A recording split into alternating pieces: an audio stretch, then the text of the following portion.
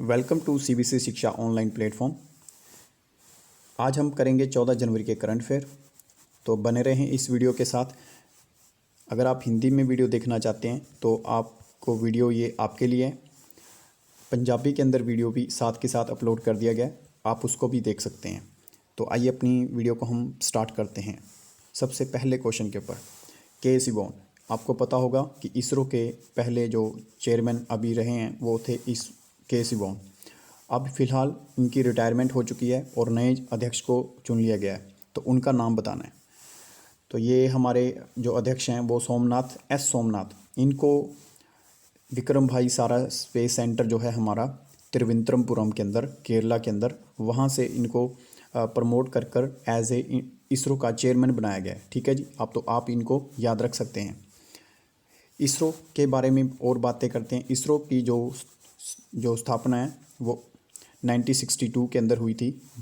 इनके फादर, इसरो के फादर जिनको बोला जाता है विक्रम अम्बालाल भाई, जिनको विक्रम भाई बोला जाता है जिनको, उनके द्वारा। इसी तरह से फादर के बेस पे एक क्वेश्चन और भी आपको आ सकता है कि हमारे न्यूक्लियर प्रोग्राम के जो हमारे फादर हैं वो कौन थे। तो होमी जहांगीर भाभा, ये हमारे क्या थे, न्यूक्लियर प्रोग्राम के हमारे फादर। ठीक है जी। तो इसी तरह से हमारे मिसाइल मैन ऑफ इंडिया किनको बोला जाता है। Missile man of India APJ Abdul Kalam हमारे फॉर्मर प्रेसिडेंट रह चुके हैं। ये थे मिसाइल मैन ऑफ इंडिया। ठीक है जी। तो इसी तरह से हम एक और क्वेश्चन याद कर सकते हैं कि गगनयान मिशन हमारा इसरो के द्वारा लॉन्च किया जाएगा। गगनयान मिशन भारत की आज़ादी के 75 ईयर्स पूरे होने पर 2023 के अंदर विदाउट किसी देश की हेल्प से हम क्या करने वाले हैं, 3 मेंबर्स को भेजने वाले हैं स्पेस में। ठीक है जी। तो इस मिशन को बोला गया गगनयान मिशन। 10,000 करोड़ रुपए का जो ये है इन्वेस्टमेंट होगा। तो इसके बाद हम बात करेंगे कि हमारा एक स्पेस सेंटर भी बनाने वाले हैं। स्पेस स्टेशन हमारा 2030 में बनकर तैयार हो जाएगा। तो ये आप याद रख सकते हैं।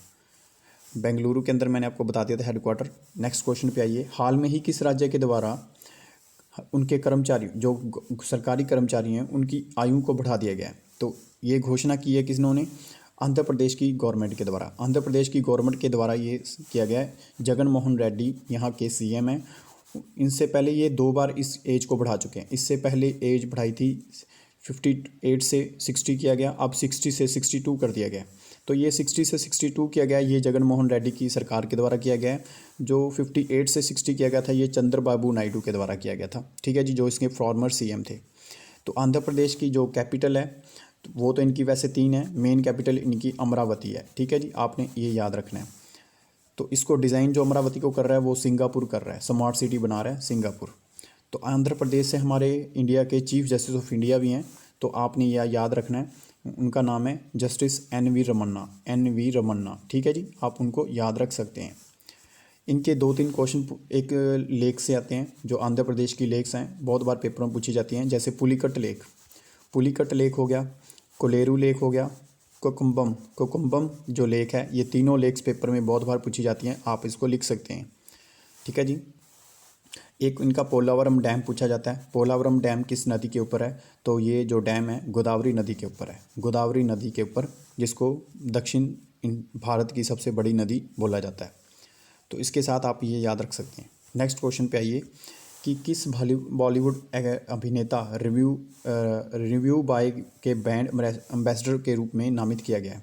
तो ये जो एक कंपनी है रिव्यू बाय, जो ये एक ऑनलाइन इंश्योरेंस कंपनी है, तो ये आपने याद रखना है।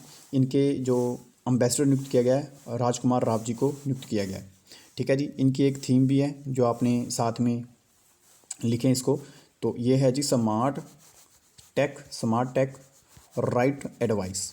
ठीक है जी, आप इनको याद रखें। इसी तरह से आप 2-3 एम्बेसडर और भी याद रखें। जैसे ट्राइफेड हमारी ministry of tribal care under एक ग्रुप है। ट्राइफेड की मैरी कॉम को एम्बेसडर बनाया गया था, आपने याद रखना है। बैंक ऑफ बड़ौदा की एम्बेसडर शेफाली वर्मा जो क्रिकेटर हैं उनको बनाया गया था। ठीक है जी। इसी तरह से आप याद रखें ऋषभ पंत जो हैं हमारे क्रिकेटर हैं, उनको उत्तराखंड के बनाया गया था ब्रांड एम्बेसडर। जो सोनू सूद हैं, सोनू सूद को बनाया गया था, सोनू सूद को बनाया गया है दिल्ली और पंजाब के लिए, ठीक है जी, तो ये याद रख सकते हैं। संजय दत्त को बनाया गया था जी अरुणाचल प्रदेश के लिए, सलमान खान को आंध्र प्रदेश महाराष्ट्र के लिए। तो आप ये सभी बातें याद रखें। इसके बाद बात करते हैं नेक्स्ट क्वेश्चन के ऊपर। भारत की सबसे पुरानी मादा स्लोथ भालू जिनका फ़िलहाल में ही डेथ हो चुकी है, ठीक है जी, तो ये कहाँ पे थे, किस मध्य प्रदेश में, किस इनको क्या बोला जाता था। तो इनका जो निक नेम है, इस तरह से क्वेश्चन आता है, तो ये था गुलाबो, इनका नाम था गुलाबो। 25 साल की एज में इनको 2003 से किसी मदारी के पास से पकड़ा गया था। अब 40 साल की एज में इनकी वन विहार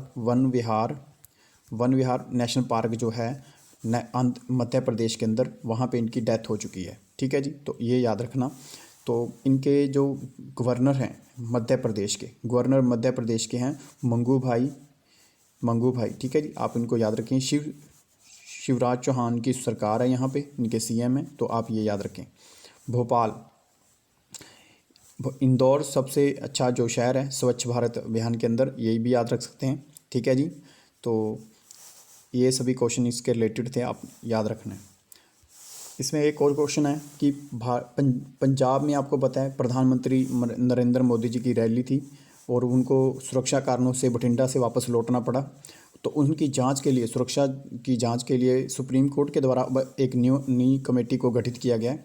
तो उनके हेड के बारे में पूछा गया। तो ये 5 मेंबर जो कमेटी है सुप्रीम कोर्ट के द्वारा इसको बनाया गया है। तो इनके जो हेड हैं वो जस्टिस इंदु मल्होत्रा जी को नियुक्त किया गया। ये 5 मेंबर कमेटी है, तो आपने ये याद रखनी है। इसी तरह से होम मिनिस्ट्री के द्वारा भी एक मिनिस्ट्री को नियुक्त किया गया था, वो था सुधीर कुमार सक्सेना के अंडर में 3 मेंबर कमेटी को नियुक्त किया गया था प्रधानमंत्री की सुरक्षा के लिए, ठीक है जी। तो आप एक और भी याद रखें कि पंजाब गवर्नमेंट के द्वारा भी इसी तरह का एक डिसीजन लिया गया था सबसे पहले। तो जस्टिस मेहताब गिल जो थे, इनके द्वारा इनकी अध्यक्षता में एक कमेटी का गठन किया गया, ठीक है जी। तो ये तीनों कमेटियां थी, आपने याद रखनी है। एक क्वेश्चन ये आया था कि जो SPG है, स्पेशल प्रोटेक्शन ग्रुप जो है, ये किसकी निगरानी करता है। ये 3000 कमांडोज हैं पूरे भारत के अंदर जो प्रधानमंत्री की सुरक्षा करते हैं। तो इनके द्वारा एक बुक जो मीनू इनका होता है, जिसके अकॉर्डिंग ये अपनी सुरक्षा करते हैं, वो ब्लू बुक को और फॉलो करते हैं ये, ठीक है जी। तो ये क्वेश्चन भी आपको करंट में आ सकता है, ठीक है जी। आप क्योंकि एन लास्ट मौके पर डिसाइड किया गया था कि सड़क के द्वारा जाया जाएगा, पहले एयर से जाने की पूरी बात की गई थी, ठीक है जी। उसके बाद आता है जी कि विश्व बैंक, जिसको वर्ल्ड बैंक बोलते हैं, वर्ल्ड बैंक और IMF, ये दोनों संस्थाएं पूरे दुनिया की बैंक के रूप में काम करती हैं। तो वर्ल्ड बैंक, इनकी जो स्थापना जो हुई थी 1945 के अंदर ब्रेटन वुड्स कॉन्फ्रेंस के दौरान, ठीक है जी।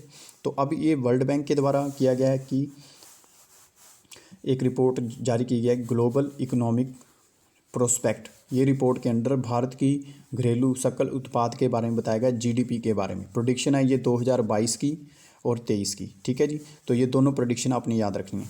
तो पहली जो प्रोडिक्शन 2022 के लिए वो हमारी बताई गई है 8.3%, ठीक है जी।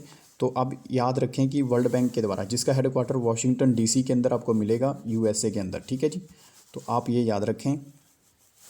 इनका जो 2023 के लिए जो हमारा प्रोडिक्शन है वो 7.5% है। इसी तरह से 2-3 संस्थाएं और हैं जिनकी हमने याद रखनी है प्रोडिक्शंस, जैसे ADB bank, Asian development bank, जिसके जो हमें बताते हैं कि 9.3% प्रोडिक्शन है 2022 के लिए, ठीक है जी। मूडी संस्था जो है पूरे वर्ल्ड में जो GDP बताती है, तो उनकी प्रोडिक्शन है 9.3%। एक कंपनी और है फिच रेटिंग्स के द्वारा जो बताई गई है, वो बताई गई है हमारी 8.4%, ठीक है जी। और IMF जो संस्था है, उसके द्वारा जो प्रोडिक्शन बताई गई है वो 9.5%। आप ये सभी को याद रखें, ठीक है जी। उसके बाद हम बात करते हैं किस बहुराष्ट्रीय कंपनी ने 2022 और 23 के स्तर के लिए IPL के शीर्षक प्रायोजक के रूप में चीनी मोबाइल निर्माता कंपनी वीवो की जगह ली है।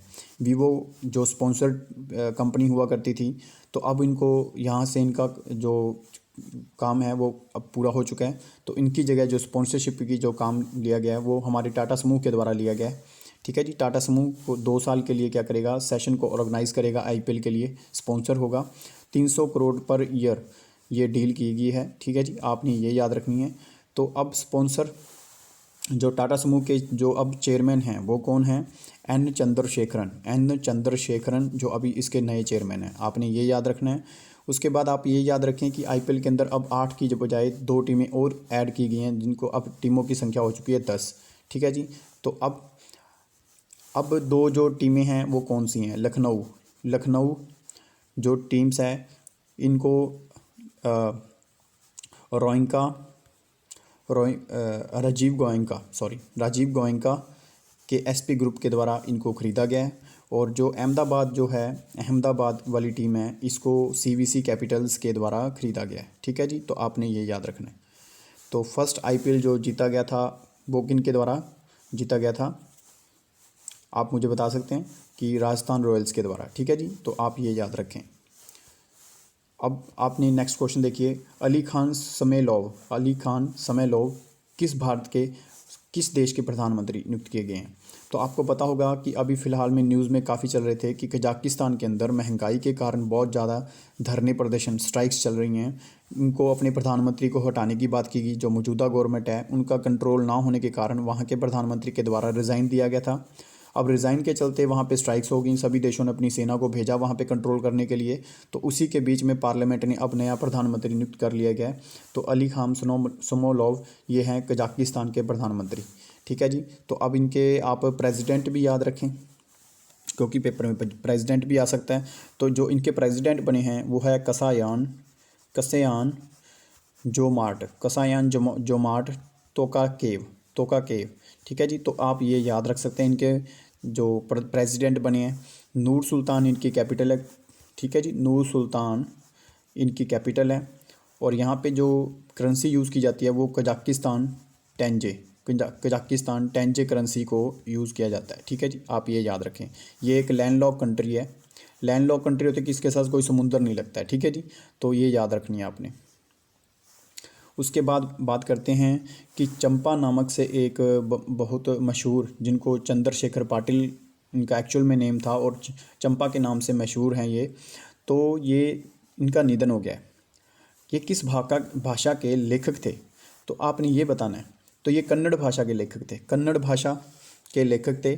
तो हम बात करेंगे कि अब फेमस कुछ जो राइटर हैं कन्नड़ लैंग्वेज के, तो आप उनको भी याद रख सकते हैं, जैसे कि सारा अबू बकर जो हैं ये भी लेखक हैं, ठीक है जी, कन्नड़ भाषा के। और उसके बाद हम बात रखेंगे अरविंद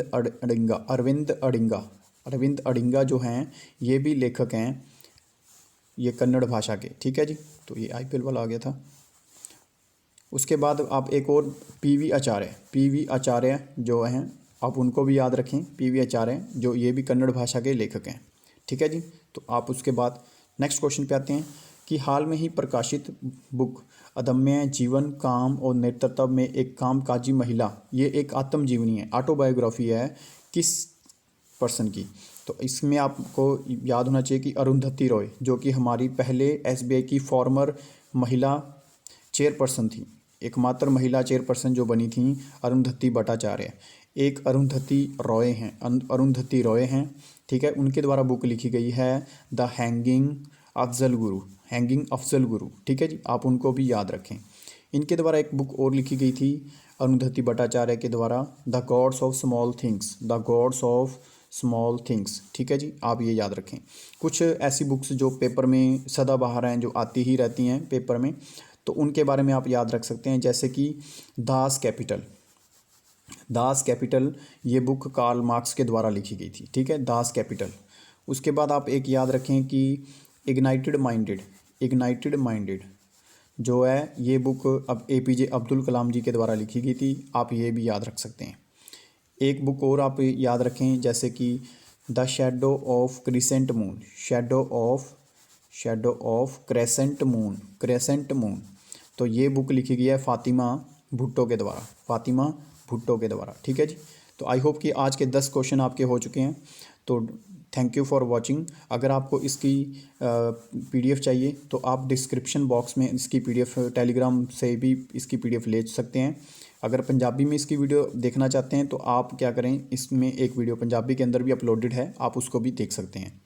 मिलते हैं जी कल की वीडियो में। Thank you for watching.